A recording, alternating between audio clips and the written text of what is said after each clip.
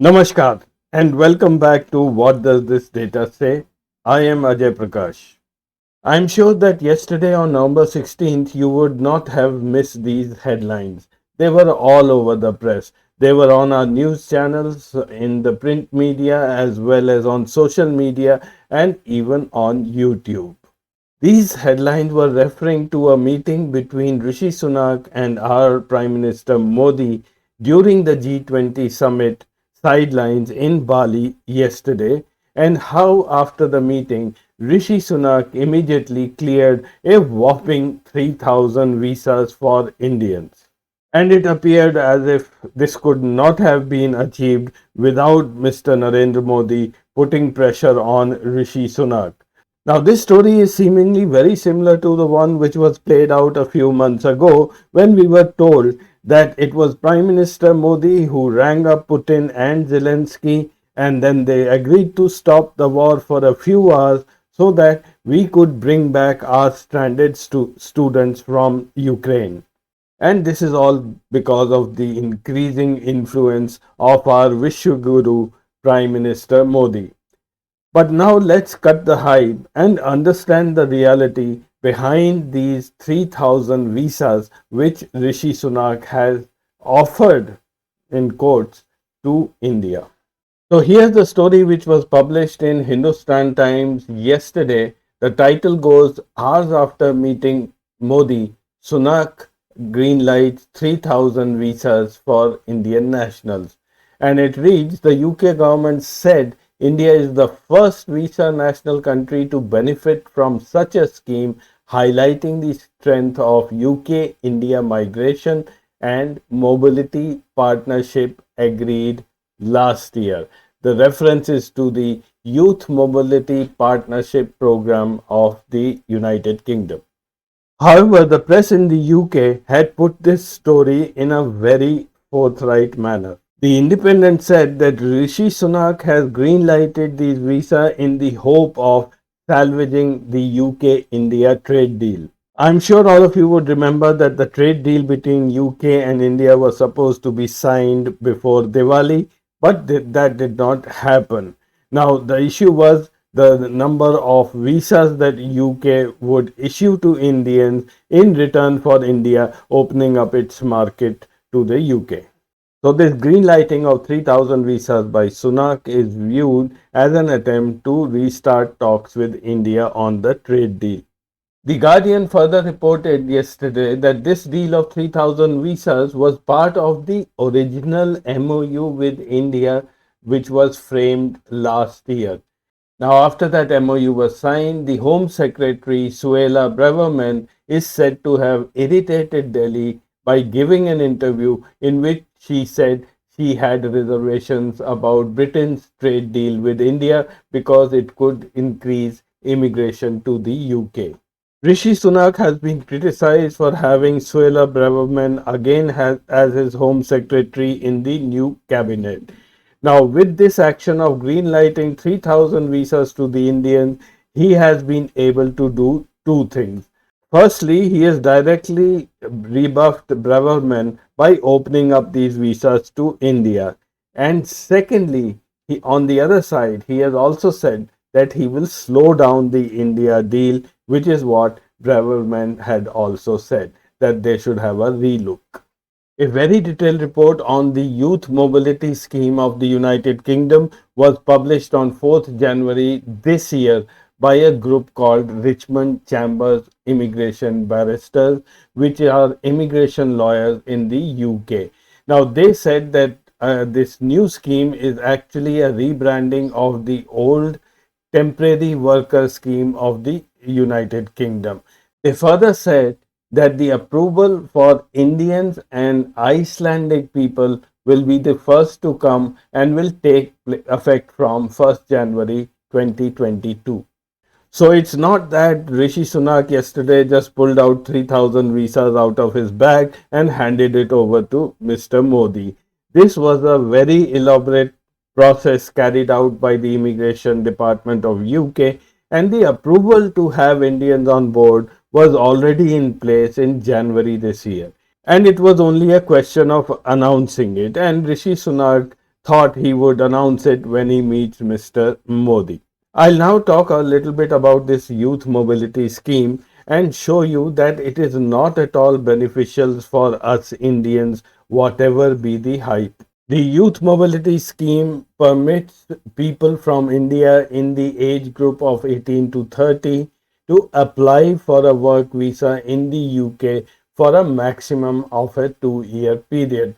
They cannot bring their dependents to the UK during this period, and this is not a route to settlement. However, any time you spend in the UK on this visa will be treated as lawful resident, and if in future you happen to apply for a permanent residency, this will come in very handy. Unfortunately, applicants can come to the UK on this visa only once. Now, to apply for this visa, you need a lot of money. Firstly, there is an application fees of £244. Second, you have to get an immigration health policy for which the charge is £1,248 per year. You have to pay upfront for the first year, and thereafter you have to show that you have funds to sustain yourself for the first month in UK, which is an equivalent of £2,530. As I've already told you, you should not have any dependents who are going to come with you to the UK. Now, this works out to be around 3,90,000 Indian rupees at today's exchange rate of 97 rupees to 1 British pound. Now, add to that your travel costs and travel medical insurance and other miscellaneous expenditure. It will easily come to around 5 lakh rupees. Also, in addition, the British High Commission has a very stringent rule to verify all your educational documents, your experience certificate, as well as your bank details. You just can't borrow money and hope that you will be granted this visa. Just to remind you, this is a 2-year visa and no extensions are permitted. Now, here is the list of 11 countries that fall under the youth mobility scheme of the United Kingdom and the number of visas that has been allotted to each of those countries. At first position is Australia, 30,000 visas, New Zealand, 13,000, Canada, 6,000, India, 3,000, Japan, 1,500, and then bunch of countries who have 1,000 each: Monaco, Taiwan, Hong Kong, Korea, San Marino, and Iceland. So the visa allocations also happened last year. The green lighting has happened only for India and Iceland so far. As you see, the bulk of these visas have been allotted to Australia, New Zealand, and Canada.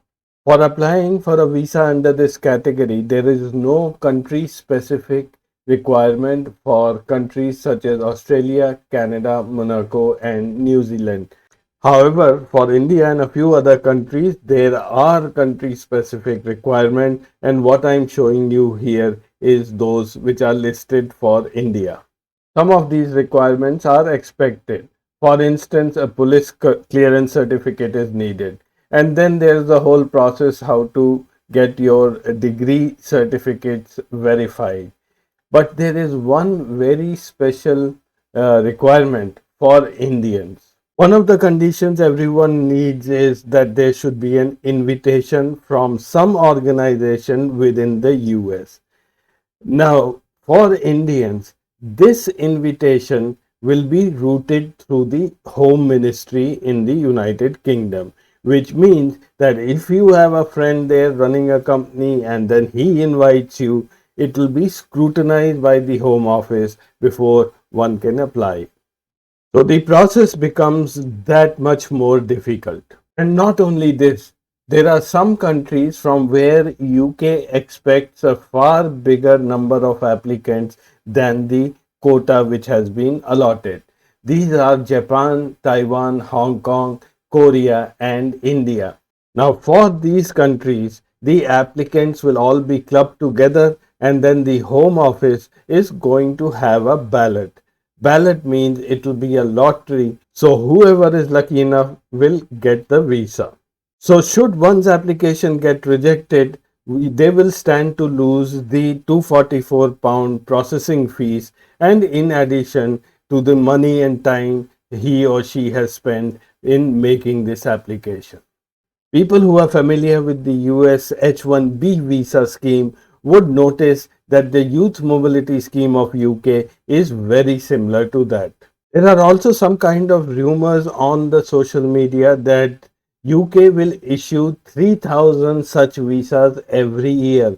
Well, it's not quite so. Now, regarding the number of visas in the subsequent year, the announcement says it will either be 1,000 or 50% of the previous year's places, whichever is greater. Though it is not even certain when the next year will happen because even the first year hasn't started yet, but then it's very clear. In subsequent years, for instance, India will be allotted only 1500 visa, whereas a country like Australia will get 15,000 visas. Now, what I don't really understand is why are we making such a big issue of these 3,000 visas? Just have a look at this data which I am presenting.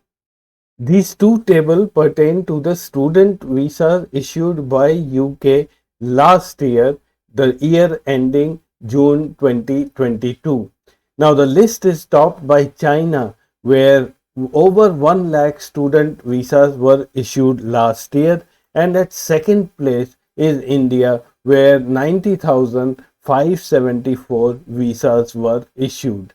On the right hand side is a table which shows how many student visas were extended last year. Again, China tops the list with around 9,200 visa extensions, and India is at second place with around 5,000 student visa extensions. Most of the Chinese students who study in the UK go back. The data shows 90% of the students go back to China, whereas on the other hand, the Indian students mostly convert their student visa into work visas. So this table shows the number of work visas issued by UK during the last year, again the year ending June 2022. Here India tops the list with around 45,252 work visas issued to our students, and at the same time 37,319 visas were extended.